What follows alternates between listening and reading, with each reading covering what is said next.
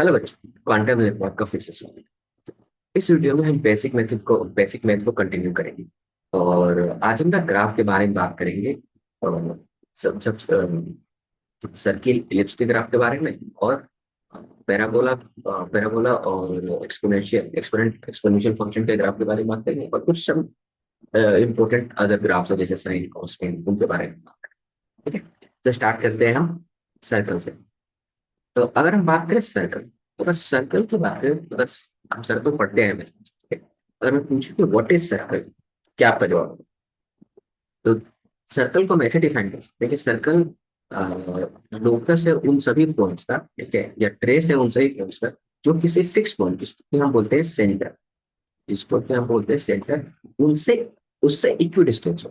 मान लेते हैं कि ये एक सेंटर है हमारा, और यहाँ से एक आर डिस्टेंस हो, एक पॉइंट है। तो जितने भी ऐसे पॉइंट जो आर डिस्टेंस है इस सेंटर से, उनको अगर हम ना ट्रेस करें, तो हमें क्या शेप मिलेगा? सर्कल का। हमें क्या शेप मिलेगा? एक सर्कल का। तो ये हमारा बन गया सर्कल। ठीक है, ये हो गया हमारा सर्कल। ये ट्रेस है उन सभी पॉइंट्स का जो कि एक फिक्स पॉइंट, जिसको कि हम सेंटर करते हैं, उसका ये इक्वी डिस्टेंस। ठीक है, कोई दिक्कत नहीं? तो इसलिए फ्री हैंड है तो ऐसा आ रहा है। और इनके बीच का ये जो डिस्टेंस है, इसको क्या बोलते हैं हम? रेडियस। ये आर जो है, उसको बोलते हैं रेडियस। ठीक है, अब सर्किल के बारे में एक चीज फिक्स है। क्या है? देखो, ये है ओरिजिनल शेप रेडियस का, ठीक है, ये फ्री है तो। अब रेडियस का एरिया होता है, रेडियस का एरिया होता है पाई आर स्क्वायर। ठीक है, और सॉरी, सर्किल का एरिया होता है पाई आर स्क्वायर। और इसके बाद आता है हमारे पास पेरीमीटर के बारे में बात करते हैं। पेरीमीटर क्या होता है? ये जो पूरा लोकस है, इस उसका लेंथ, पेरीमीटर का होता है बाई आर। इसमें एक और टर्म यूज होता है सर्किल में, इसको हम बोलते हैं डायमीटर। डायमीटर क्या होता है? तो डायमीटर होता है हमारा आर। क्या होता है? ठीक है, क्लियर यहाँ पे? अब तो ये हो गया बेसिक। अब सर्किल के इक्वेशन के बारे में बात करते हैं। सर्किल का इक्वेशन, तो सर्कल का इक्वेशन कैसे? अगर मुझे ग्राफ बनना है, ग्राफ इक्वेशन देख के समझना है कि सर्कल, ये सर्कल का इक्वेशन है, नहीं तो हमें पता होना चाहिए कि सर्कल का एक्सप्रेशन क्या है, इससे हमें चलेगा इसका ग्राफ क्या है। तो इसको देखें। अगर सेंटर हमारा, अगर हमारा सेंटर जो है ओरिजिन पे है, ठीक है, तो ये हमारा हो जाएगा एक्स एक्सिस हॉरिजॉन्टल एक्सिस, और ये हो गया वर्टिकल एक्सिस, और ये इसका कोऑर्डिनेट हो गया 0 0। तो एक हम पॉइंट लेते हैं, जैसे ये हो गया पी, और एक्स और वाई। हमें एक्स और वाई के बीच में रिलेशनशिप चाहिए जो कि वैलिड हो, ये पूरे सर्कल के, सभी सर्कल के जितने पॉइंट सबके लिए वैलिड।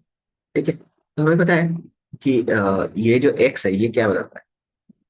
ये बताएगा हमें, ये डिस्टेंस देगा एक्स। राइट, ये हो गया एक्स। और अगर वाई है, वो क्या बता रहा है? इस पॉइंट को बता रहा है, इस लेंथ को वाई बता रहा है। और ये क्या है हमारा? आर। तो यहाँ पे इस ट्राइंगल में अगर देखें हम, इस ट्राइंगल, तो x square plus y square equal to r square हो रहा है क्या? X square plus y square equal to r square. ये है सर्कल का इक्वेशन। ठीक है, ये ये जितने भी पॉइंट है सबके लिए ये वैलिड है।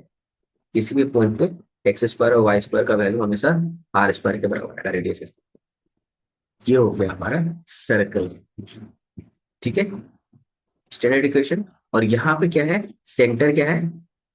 Centre is, centre is at 0 0। ये याद रखने वाली बात, ये इक्वेशन किसके लिए वैलिड है? जब ओरिजिन हमारा, सेंटर जो है ओरिजिन। क्या होगा अगर हमारा सेंटर ओरिजिन पे ना हो? क्या- उस केस में हम क्या करेंगे?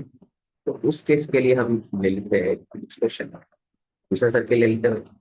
तो मानते हैं कि हमारा जो सेंटर है, ये हो गया हमारा, जैसे दिस इज, ठीक है, ये ओरिजिन, और हमारा जो सेंटर है इसका कोऑर्डिनेट से ए एन। अब क्या करें? तो फिर से हम वही करेंगे, यहाँ पे एक हम पॉइंट ले लेते हैं, इसका जो, और इसका कोऑर्डिनेट हम लेते हैं एक्स और वाई। अब ये जो लेंथ है, ये डिस्टेंस, ठीक है, ये डिस्टेंस क्या होगी, x-a। ठीक है, अगर इस डिस्टेंस की बात करें तो ये क्या होगा, x-a। और उसी तरह से ये लेंथ की बात करें, इस लेंथ, तो ये क्या हो जाएगा, x-b, है ना, क्योंकि यहाँ से यहाँ तक का लेंथ हो गया x, और यहाँ से यहाँ तक का लेंथ हो गया b। तो ये जो डिस्टेंस है ये क्या हो गया, x-b, है ना। और ये क्या है हमारा, तो हमारा इक्वेशन क्या बन जाएगा भाई, बताओ। एक्स माइनस, इस ट्राइंगल के लिए देखो तो x-a का होल स्क्वायर प्लस y-b का whole square equals to r square. ये है हमारा जनरल इक्वेशन सर्कल, जब जब सेंटर जो है ओरिजिन पे ना, राइट। और सी क्या है, वेयर ये CZ A। ठीक है, समझ में आ गया सर्कल का इक्वेशन। कोई दिक्कत, अगर हमारे पास आर का वैल्यू दिया रहा है, अगर इस तरह से इक्वेशन दिया रखा है और बोला है कि रेडियस निकालने के लिए, तब सिंपल जो हमारे पास ये कांस्टेंट होगा यहाँ पे उसका स्क्वायर रूट कर देंगे, या फिर रेडियस दिया रहेगा तो इक्वेशन निकाल सकते हैं, राइट। गिवन दैट की ओरिजिन कहाँ है, हमें अगर इक्वेशन निकालना है तो हमें क्या चाहिए, पता होना चाहिए ओरिजिन कहाँ पे है और रेडियस क्या है। ठीक है, और अगर इक्वेशन दिया रहता है तो हम वहां से ओरिजिन निकाल सकते हैं और उसका रेडियस का वैल्यू निकाल सकते हैं। ठीक है, तो इसमें कुछ प्रॉब्लम कर लेते हैं इजीली। जैसे कि इस क्वेश्चन में, अगर इस क्वेश्चन की बात करें, इस क्वेश्चन में क्या है, पूछा गया है कि what is the radius of the circle given. अगर सिर्फ यहाँ पर रेडियस पूछा है, अगर पूछे कि ओरिजिन भी कहाँ पर, द सेंटर कहाँ पर, तो यहाँ पे सिंपल इक्वेशन देखिए क्या लग रहा है, सेंटर कहाँ पे, ये, ठीक है, सेंटर कहाँ पे होगा। अगर इसको कंपेयर करें स्टैंडर्ड इक्वेशन, तो स्टैंडर्ड इक्वेशन क्या होता है, x square plus y square equals to r square. ठीक है, और ये कब होता है, जब सेंटर ओरिजिन पे हो। तो यहाँ पे सेंटर कहाँ है, ओरिजिन पे है। और रेडियस का वैल्यू क्या होगा, तो रेडियस हो जाएगा स्क्वायर रूट, ये 49 क्या है, आर स्क्वायर का वैल्यू है, तो आर का वैल्यू क्या होगा, स्क्वायर रूट 49 यानी कि 7, है ना। तो इस इक्वेशन को देख के पता चल गया कि सर्कल कहाँ पे बनेगा हमारा, सर्कल कुछ ऐसा होगा। और ये हो गया हमारा ओरिजिन, और ये जो रेडियस है 7 मीटर, 7 नॉट मीटर। ठीक है, कोई दिक्कत। अब इस क्वेश्चन को देखते हैं। इस क्वेश्चन में पूछा गया what is the value of c in the if the radius of circle is 9 and centre is at origin. तो सिंपल, यहाँ सेंटर क्या है, ओरिजिन पे है, तो इसमें कोई दिक्कत नहीं है, ये देख के पता चलता है। और सी का वैल्यू में निकालना है, और सी का वैल्यू क्या होता है, आर स्क्वायर, और आर का वैल्यू कितना दे रखते हैं, 9। तो ये हो जाएगा 9 स्क्वायर, दैट मीन्स 81। तो हमारा जो इक्वेशन बन के आएगा क्या आएगा, x square plus y square equals to 80। ठीक है, अच्छा मैं इस क्वेश्चन को एक और चीज मॉडिफाई कर देता हूँ ताकि ये और चीज क्लियर हो जाए। अगर इफ यहाँ पे सेंटर होता, इफ सी इज एट एक पॉइंट पर, लेट से 1, तो उसमें इक्वेशन क्या बनता, तो यहाँ पे हम लिखते क्या, x-1 का स्क्वायर प्लस y-1 का स्क्वायर इक्वल्स टू 81, ये होता इक्वेशन सर्किल। ठीक है, कोई दिक्कत नहीं, समझ में आ रहा है। अच्छा, अब सर्कल हमने समझ लिया, इस पर हम बात करते हैं पैराबोला। ठीक है, पैराबोला क्या होता है, सॉरी इलिप्स, क्या इलिप्स के बारे में, सर्कल के बाद इलिप्स के बारे में। इलिप्स क्या, तो अगर हम ध्यान से डेफिनेशन पढ़े इसका, तो इलिप्स होता है, it is the ellipse is a locus of points in a plane, the sum of whose distance from two fixed point is a constant। ठीक है, ये होता है इलिप्स का सर्कल। मैं जल्दी बताता हूँ इलिप्स किस, यहाँ पे हमारे पास दो एक्सिस बन के आते हैं,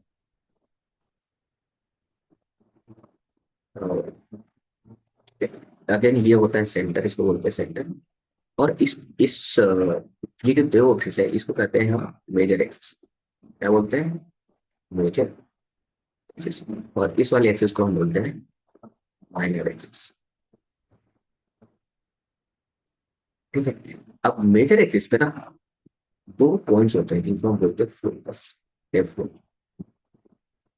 कलेक्टिवली इनको फोकाई कहा जाता है, फोकस का प्लूरल फॉर्म क्या होता है, फोकस। ठीक है, अब इलिप्स की प्रॉपर्टी क्या होती है, देखो सर्किल की प्रॉपर्टी क्या थी कि जो सभी पॉइंट है सर्किल पे वो उसके सेंटर से इक्वी डिस्टेंस पे थे। अब यहाँ सेंटर से सब इक्वी डिस्टेंस पे नहीं है, तो यहाँ पे हो क्या रहा है, तो यहाँ पे एक्चुअली होता क्या है कि यहाँ पे अगर हम कोई भी पॉइंट ले लें, लेट से मैंने यहाँ पे ले लिया एक पॉइंट पी, एक पॉइंट यहाँ पे लिया मैंने क्यू, तो ये जो डिस्टेंस होगा पी, राइट, किसी भी एलिप्स के लिए ये F1P प्लस F2P ये होगा कांस्टेंट।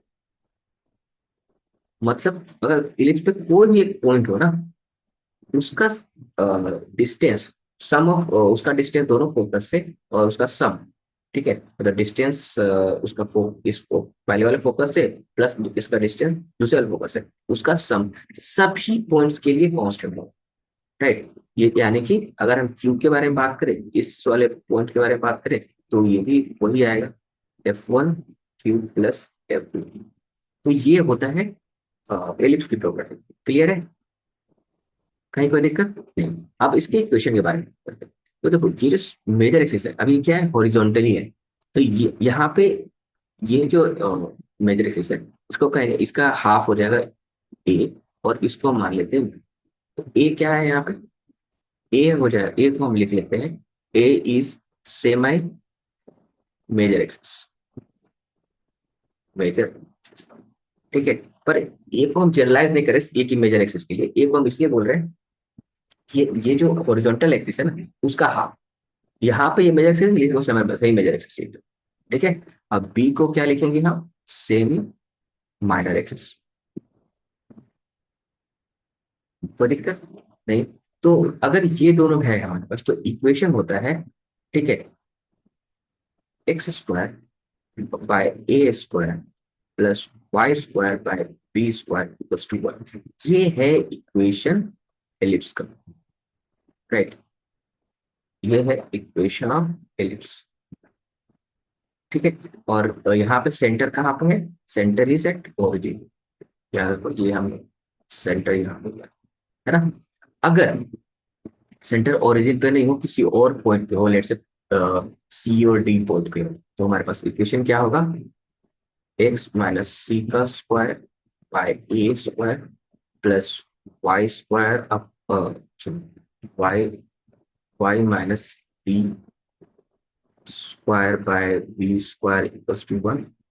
ये कब होगा, जब हमारा सेंटर है, right, here centre is at c point, ठीक है। समझ में आई बात। तो ये इक्वेशन है हमारे एलिप्स का। अब एक चीज मैं क्लियर कर दूं, ये जो एलिप्स का इक्वेशन है ये क्या हॉरिजॉन्टल है तब है, ठीक है। अगर वर्टिकल होता तो क्या होता, तो सिंपल यहाँ पे ए का वैल्यू ज्यादा है, तो अगर ए का वैल्यू ज्यादा है बी से, तो हमारा हॉरिजॉन्टल है, एलिप्स का इधर ओरिएंटेशन है। अगर बी का वैल्यू ए से ज्यादा हो तो वर्टिकल ऐसा बन जाएगा, इस शेप में हो जाएगा। एक यहाँ पे ऐसा शेप का मिल रहा है, राइट, जब ए का वैल्यू ज्यादा है बी से, ठीक है। और ऐसा शेप हो जाएगा हमारा जब बी का वैल्यू ज्यादा होगा ए से, राइट। क्लियर, इक्वेशन दोनों के लिए वही है ना। ओके, अब यहाँ पे ना कुछ क्वेश्चंस कर लेते हैं, जैसे कि यहाँ अभी पूछ रहा है कि find the length of major axis and minor axis. पहले यहाँ पे अगर हम ओरिजिन के बारे में बात कर ले इसी क्वेश्चन में, तो ये पता चल जाएगा कि ओरिजिन कहाँ पे, सेंटर कहाँ पे इसका, ओरिजिन, ठीक है। और इसका इक्वेशन देखें तो हमें पता है एक्स स्क्वायर बाय 16। तो इक्वेशन क्या होता है हमारा, स्टैंडर्ड इक्वेशन होता है x square by a square plus y square by b square equals to 1। अगर इसको कंपेयर करें तो हमारे पास ए स्क्वायर का वैल्यू कितना है 16, ए का वैल्यू कितना है, ए स्क्वायर, ए का जो वैल्यू है वो क्या आ जाएगा 4 स्क्वायर रूट ऑफ 16, और बी का वैल्यू कितना आ जाएगा स्क्वायर रूट ऑफ 36 यानी 3। अब ये मेजर एक्सिस कौन सा होगा हमारा, ये तो सेमी मेजर बी, राइट, और ए हो गया minor axis, semi minor axis. तो हमारे पास अगर हम पूछे मेजर एक्सिस का वैल्यू पता करें, length of major axis, length of major axis, अगर हम ऐसे बात करें, ये कितना आएगा 6 × 12, 6 × 2 यानी कि 12 यूनिट। और लेंथ ऑफ अगर हम माइनर एक्सिस के बारे में बात करें, ये कितना आ जाएगा 4 × 2 8 यूनिट। अब यहाँ पे सिंपल है, तो बी वाई का जो पार्ट है वो ज्यादा बड़ा है, तो हमारा जो एलिप्स का शेप कैसा होगा, वो कुछ ऐसा होगा, है ना। ठीक। अब हम बात करते हैं इस क्वेश्चन को। इस क्वेश्चन पे है, if the length of major axis is 5 and length of minor axis is 2, then write the equation of. अब देखो यहाँ पे कहीं ये नहीं लिखा हुआ है कि हॉरिजॉन्टल है या वर्टिकल। ठीक है, तो अगर हम मान लेते हैं कि if a is equal to, अगर ये मेजर एक्सिस को हम हॉरिजॉन्टल ले रहे हैं, ठीक है, तो मेजर एक्सिस है 5, तो ए का वैल्यू क्या होगा, 5/2। ये अगर ए क्या होगा, सेमी मेजर एक्सिस, 5/2, और बी का वैल्यू क्या हो जाएगा, 3/2। तो हमारे पास इक्वेशन क्या बनेगा, x² by a² plus y² by b² equals to 1। तो हमारे पास आ जाएगा x² बाय 5, 5/2 का स्क्वायर प्लस y² बाय 3/2 का स्क्वायर इक्वल्स टू 1। अगर इसको हम सॉल्व करें तो ये क्या रहेगा, 5/2 का स्क्वायर करेंगे तो 25/4, और ये 4 क्या चलेगा ऊपर, तो ये बन जाएगा क्या, 4x² by 25 plus 4y² by 9 equals to 1। ये तो एक इक्वेशन बन गया, राइट। ये हो गया हमारे पास एक इक्वेशन। अब अगर हमारे पास हम मान लेते हैं if a is equals to 3/2 होता और बी इक्वल्स टू 5/2 होता, तो उस केस में हमारे पास इक्वेशन क्या बन जाता, then 4x² by 9 plus 4y² by 25 equals to 1। ये भी करेक्ट है, राइट। समझ में आ गया बात। तो ये हो गया हमारे पास इलिप्स के बारे में, क्लियर। कहीं से कोई दिक्कत, इलिप्स समझ में आ गया, इलिप्स की प्रॉपर्टी समझ में आ गई। अच्छा, एक और चीज बताता हूँ इलिप्स के बारे में। इलिप्स का जो एरिया होता है ना, area of area of ellipse, ये होता है पाई। वहाँ ए सर्किल का तो पाई r² आर इंटू है, लेकिन यहाँ पे तो रेडियस है नहीं, तो यहाँ पे पाई इंटू ए इंटू, ये होता है एरिया ऑफ इलिप्स। याद रखना। कोई दिक्कत यहाँ पे, है ना। ओके, बढ़िया। अब हम बात करते हैं पैराबोला। तो पैराबोला होता क्या है, पैराबोला का अगर आप डेफिनेशन से पढ़े तो parabola is a U-shaped plane curve where any point is an equal distance from a fixed point known as focus and from a straight line known as directrix। सबसे पहले हम बात करते हैं, अगर ये स्ट्रेट लाइन हमारा, ये हमारा वो स्ट्रेट लाइन है जिसको हम बोल रहे हैं डायरेक्ट्रिक्स। क्या बोल रहे हैं, डायरेक्ट्रिक्स। और एक हमारा पॉइंट है यहाँ पे फोकस, जिसको हम बोल रहे हैं फोकस। ठीक है, तो इससे, ठीक है, इस पॉइंट से और इस लाइन से एक जितने भी पॉइंट्स जो कि इनसे इक्वी डिस्टेंस है, जैसे कि मान लेते हैं एक तो इसके मिडिल में आ जाएगा यहाँ पे, ठीक है, फिर कहीं पे ऐसा बनेगा, ऐसे ऐसे ऐसे ऐसे करके आएगा। तो इस तरह का हमारे पास एक ग्राफ बनेगा, इस तरह ऐसा कुछ करके, ठीक है। ये हो गया हमारे पास पैराबोला का ग्राफ। ओके, ये हो गया पैराबोला ग्राफ। अगर ये पॉइंट ओरिजिन पे है, ठीक है, ये पॉइंट ओरिजिन पे है, और जिसको हम बोल सकते हैं मान लो पी, तो यहाँ से और फोकस का, फिर फोकस और पी और एफ के बीच का डिस्टेंस अगर हम लेते हैं ए, तो फोकस क्या हो जाएगा, a, 0 कोऑर्डिनेट्स, और इसका कोऑर्डिनेट्स क्या हो जाएगा, माइनस है, क्योंकि यहाँ से यहाँ का डिस्टेंस भी सेम होगा, -a, 0 इसका कोऑर्डिनेट हो गया, ठीक है। कोई दिक्कत नहीं। तो ये होता है शेप पैराबोला का। ओके, अब इसका जनरल इक्वेशन की अगर हम बारे में बात करें, तो जनरल इक्वेशन होता है 3 या 4 तरीके के, जैसे कि एक जनरल, इस ग्राफ का जनरल इक्वेशन हो जाएगा हमारे पास y² = 4ax। ठीक है, ये होता है जनरल इक्वेशन। इसका ग्राफ हमारा कैसा हुआ, ऐसा, ठीक है।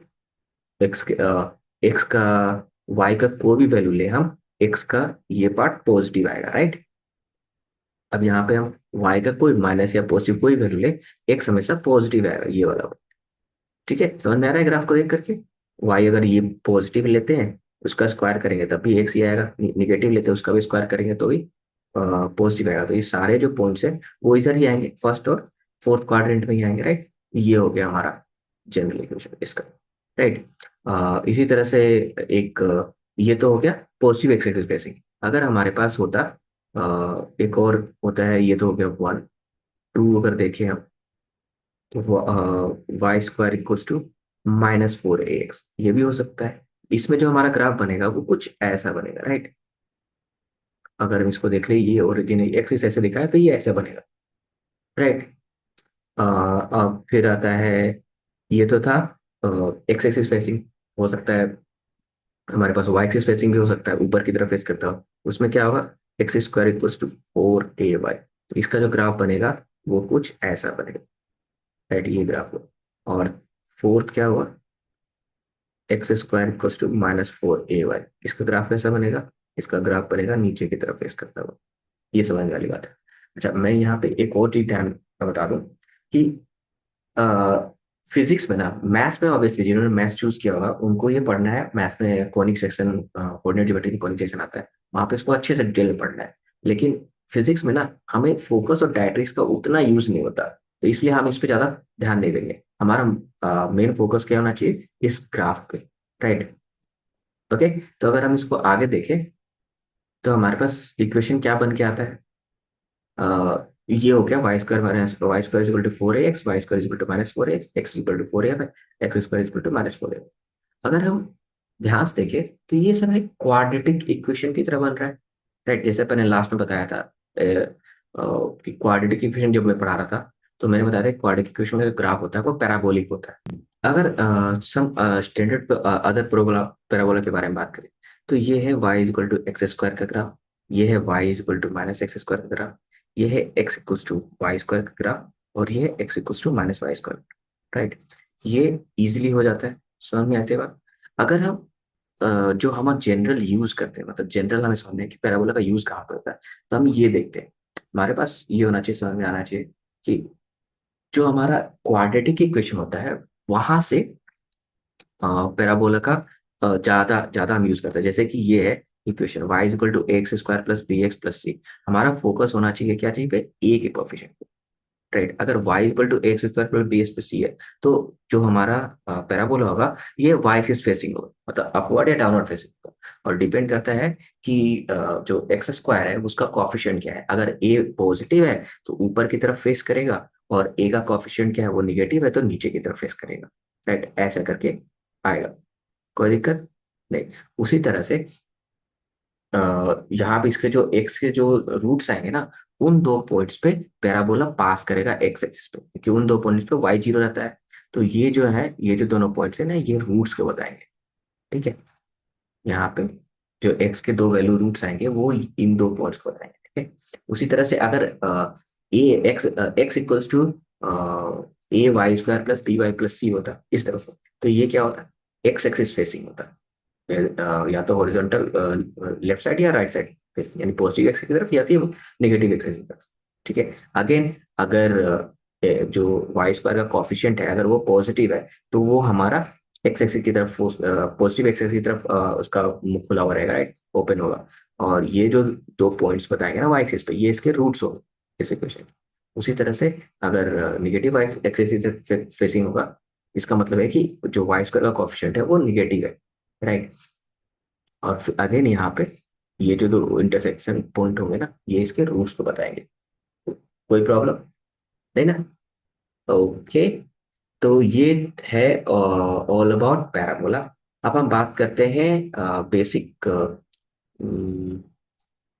पैराबोला। पैराबोला के बाद आता है हमारे पास एक्सपोनेंशियल ग्राफ, ठीक है। पर उससे पहले ना कुछ क्वेश्चन कर लेते हैं, जैसे कि है a particle of mass m is moving with speed v, draw the graph of kinetic energy versus b। तो हमें पता है काइनेटिक एनर्जी का जो वैल्यू होता है वो क्या होता है, half m v square, right, half m v square. तो अगर हम वन एक्सिस पे काइनेटिक एनर्जी ले और दूसरे एक्सिस पे भी रखे तो हमारा कैसा ग्राफ आएगा, ये है ना। वाई एक्सिस पे अगर हम काइनेटिक एनर्जी रखें और एक्स एक्सिस पे भी रखें तो हमारा कैसा बनेगा ग्राफ, ऊपर की तरफ फेस करता हुआ, क्योंकि भी का कोई वैल्यू ले हमारा काइनेटिक एनर्जी में सब पॉजिटिव आना है, तो ग्राफ हमारा कुछ ऐसा बनेगा,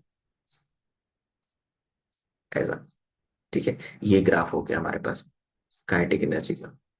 kinetic energy is equal to half m v square, right. अब यहाँ पे देखते हैं, ये कह रहा है कि x इक्वल्स टू 9t² है, y equal to 3t, represent the coordinates of a particle, then path will be. तो हम ध्यान से देखें तो x इक्वल्स टू 9t² है और y इक्वल टू 3t, तो x इक्वल्स टू हम लिख सकते हैं y²। x equals to y² आ रहा है, मतलब y का कोई भी वैल्यू ले, x हमारा पॉजिटिव ही आएगा, राइट। तो इस ये भी जो ग्राफ है, ये हमारा अपवर्ड फेसिंग होगा, ऐसा। ठीक है, कोई दिक्कत? इजी है समझना। ओके, अब हम बात करते हैं एक्सपोनेंशियल ग्राफ। तो एक्सपोनेंशियल ग्राफ क्या होता है? एक्सपोनेंशियल बेसिकली दो तरह के ग्राफ बनते हैं, एक एक ग्रोथ ग्राफ और एक होता है डीके ग्राफ। अब ये सबका जो पॉइंट है ना, वो चीज है y इक्वल्स टू e⁻ के एक्स, लेट्स से के एक्स। अगर के का वैल्यू यहाँ पे, जो यहाँ पे ऑलरेडी के में ना नेगेटिव लगा के दिखाया गया, अगर ये बेसिकली ये जो ऊपर में कांस्टेंट आ रहा है, नंबर है, एक्स का जो कॉफिशिएंट है, या तो के माइनस के लिखे या फिर के ही लिखे, के का वैल्यू पॉजिटिव या नेगेटिव ले सकते हैं। अगर यहाँ पे जो नंबर आएगा, ठीक है, वो पॉजिटिव हुआ, तो उससे क्या हुआ कि y का जो वैल्यू है वो x के साथ साथ बढ़ता जाएगा। तो ये क्या हो जाएगा, एक तरह से ग्रोथ ग्राफ हो गया, और ये क्या हो गया, डीके ग्राफ, राइट। इसको आपने केमिस्ट्री में भी देखा होगा, राइट।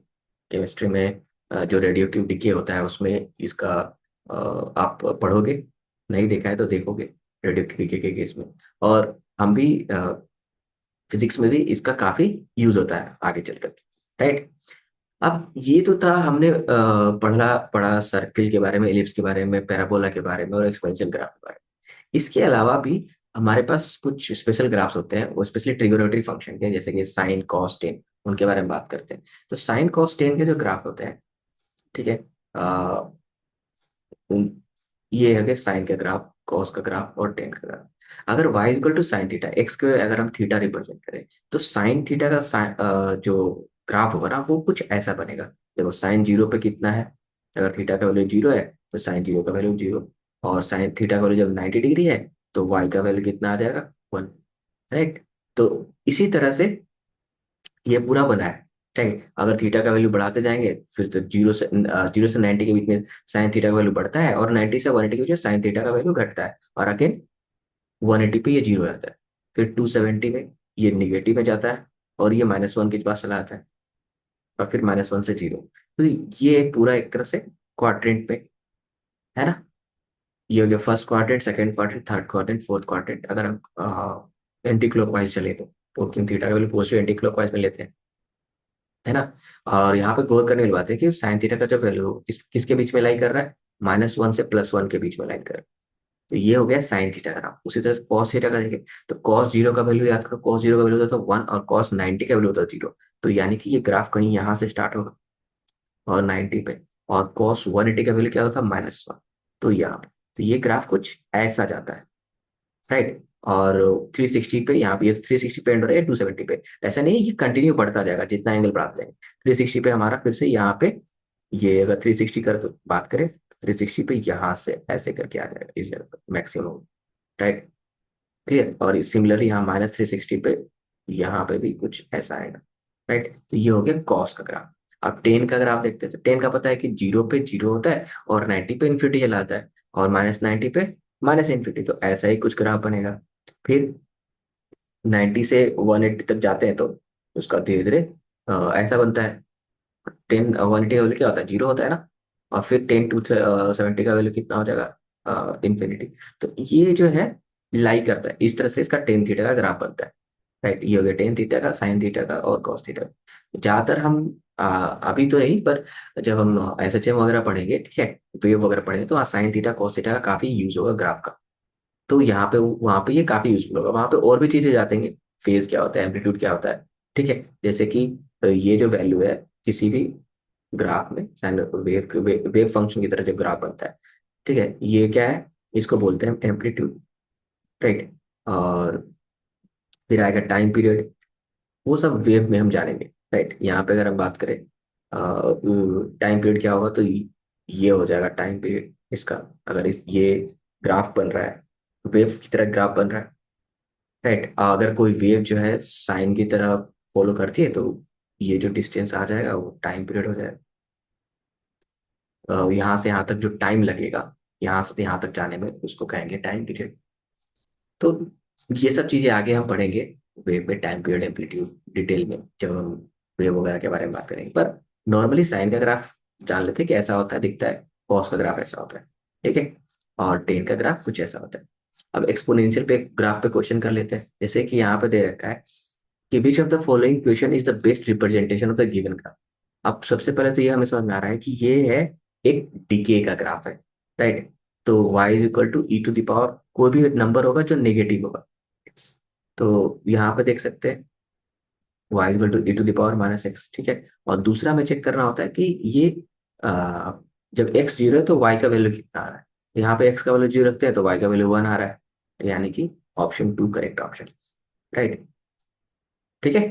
तो ये तो था हमारा ग्राफ के बारे में, ठीक है। ये हमने बेसिक बेसिक ग्राफ को कवर कर लिया, राइट। अब हम नेक्स्ट क्लास में जो इसका नेक्स्ट वीडियो आएगा उसमें हम कैलकुलस स्टार्ट करेंगे, जो कि बहुत इंपॉर्टेंट है। इसमें हम डिफरेंशिएशन और इंटीग्रेशन कवर करेंगे, राइट। तो इस वीडियो में इतना ही, मिलते हैं फिर नेक्स्ट वीडियो में, बाय।